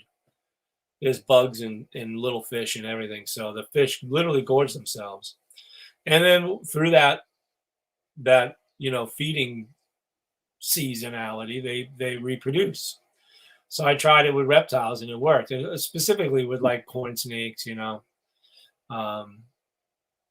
it definitely worked with boas, because I bred first boas I bred, I was like 16. Wow. So and that's exactly what I did. One summer I had a female that was like ravenous. I was like, I'm gonna feed this thing as much as it'll eat. And when you're a kid, you're like, maybe it can eat a jumbo rat. Maybe it'll eat a rabbit. You keep trying it out. And then leave a male with it and see what happens. And they don't do anything. You're like, oh, nothing happened. And then in the middle of the winter or in the spring, you're like, oh wow, they're trying to breed. And then the summer, you don't know when they're going to have the babies. You just wake up one morning and you look in your tank and there's 15 little baby boas running around. So, did I figure it out and say, wow, I'm going to do this the same every year? No, I didn't. It wasn't an epiphany where I figured it out right away. But after a few years of doing it, I got the idea of the seasonality part of it. And figured it out. So Cool. That's awesome, honestly. Well, I'll throw money really quick, even though you didn't ask. So I'm not Dave, really what sure. was your first reptile, Dave? Oh, thank you, man. Honestly, appreciate that. Well, it goes same as Ben. I had a lot of 10-gallon aquariums, decay snakes, things I caught in the wild. We keep them for a little while, release them. It might have been a northern water snake, but honestly, I think a boa constrictor when I was like 8 years old. I saved all my money from my birthday and all my money from Christmas and bought like $139 boa constrictor from a pet store. And I fed the shit out of it because I didn't know better. And I think by the time I was 11, it was at least 6 feet long. My dad helped take care of it. He didn't even like snakes. I had to wrangle it a couple times, and I took it to my cousin's house. I sat on his bed and it freaked out. So I had to like take my shirt off and throw it on top of it and like grab the snake and run it back up to my house. But I was a real maniac with it. But yeah, I had it till I was like 11 or 12, and then it just got too big for my dad's liking. And we showed up at some random guy's house in Western New York who looked like the kind of dude who would have 100 reptiles stuck in a little apartment with himself. And he was happy to take it off our hands. But yeah, the boas got me early on, man. I just something about them in the pet store, that color, just the way they move around with you. Just boas have just always been it for me. Yeah, sentimental. Cool.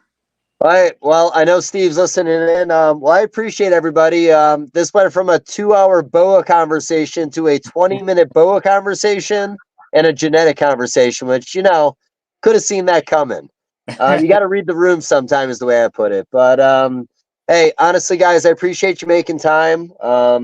You know, shout out to MJ again. You know, I know you couldn't make it today. I know you got your family stuff going on. You know, we're all thinking about you. And look forward to the next week and host one together, but it's been way too long. So, Steve, you know the wrap up, man. Again, our guest, Ben, RGI, Vin, Cutting Edge. Thank you, guys. I appreciate it.